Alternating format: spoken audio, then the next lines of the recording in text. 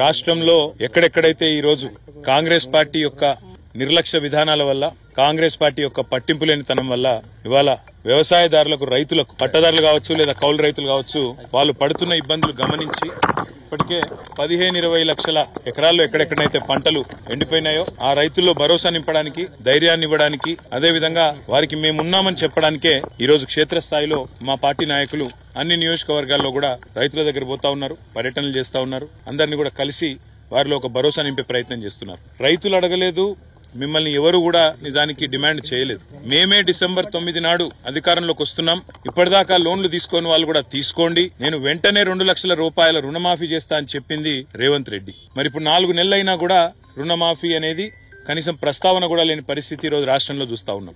రుణమాఫీ చేయకపోగా బ్యాంకుల ద్వారా ఇవాళ రైతులకు లీగల్ నోటీసులు ఇచ్చి మీరు కడతారా సస్తారా అని మెడ మీద కత్తి పెట్టినట్టు వ్యవహారం మరొక దిక్కు చూస్తా ఉన్నాం. ఇంకా దుర్మార్గం ఏంటంటే కేసీఆర్ గారు ఆనాడు 7,000 కోట్ల రూపాయలు తాను అధికారం నుంచి ఎలక్షన్లకు ముందు దిగిపోయే ముందు రైతుల కోసం యాసంగి పంట కోసం 7,000 కోట్లు మరి రైతు బంధు కోసం పెట్టిపోతే ఇవాళ ఆ మొత్తాన్ని కూడా ఆ సొమ్మును కూడా రైతులకు ఇయ్యకుండా రైతులకు ఇప్పటి వరకు రైతు బంధు ఇవ్వకుండా కాంట్రాక్టర్ల ఖజానాలు నింపడానికి కాంట్రాక్టర్లకు పేమెంట్లు చేయడానికి ఒక చిల్లర వ్యవహారానికి కూడా తెరదీసింది ఈ కాంగ్రెస్ ప్రభుత్వం.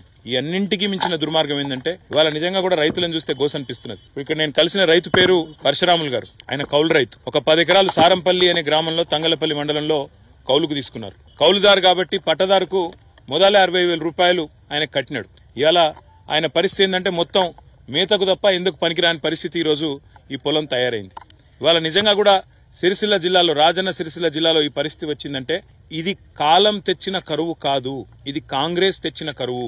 ఈ మాట నేను స్పష్టంగా ఎందుకంటున్నా అంటే పోయిన సంవత్సరం ఇదే సమయంలో ఆనాడు కాళేశ్వరం నీళ్లతో మరి మేడిగడ్డ నుంచి నీళ్లెత్తిపోసి మిడ్మానేర్ నింపి మిడ్మానేర్ నుంచి అన్నపూర్ణ ఆ పైకి రంగనాయక సాగర్ అక్కడి నుంచి జిల్లెల చెరువు ఆడికెళ్లి కింద ఉండే ఈ మొత్తం ఈ గ్రామాలన్నింటిలో కూడా సారంపల్లితో సహా నేరేళ్లతో సహా రామచంద్రాపూర్తో సహా చిన్నలింగాపూర్తో సహా ఈ గ్రామాలన్నిటికీ నీళ్లిచ్చింది ఆనాడు కేసీఆర్ ప్రభుత్వం. కానీ ఈ రోజు రేవంత్ రెడ్డి వచ్చిన తర్వాత మేడిగడ్డలో 3 పిల్లర్లు కుంగిపోతే ఆయనకు 3 నెలలు 4 నెలలు ఇంకా కూడా ఆ 3 పిల్లర్లను రిపేర్ చేసేందుకు టైం సరిపోతలేదు. ఇలా 3 పిల్లర్ల దగ్గర గిన్న ఒక కాఫర్ డ్యాం కట్టి నీళ్లను ఇలా కిందికి ఉత్తగా సముద్రంలోకి వేస్ట్ గా పోతున్న నీళ్లను పట్టుకొని నీళ్లు గనక పైకి పంపింగ్ చేసింటే ఈ 3 నెలల్లోనే ఆ పని చేసింటే ఇవాళ ఈ రైతుల పొలాలు ఎండకపోయిన మాట వాస్తవమా కాదా ఆలోచించమని చెప్పి నేను కోరుతున్నా. అందుకే నేను అనేది ఇది కాలం తెచ్చిన కరువు కాదు, ఇది కాంగ్రెస్ తెచ్చిన కరువు.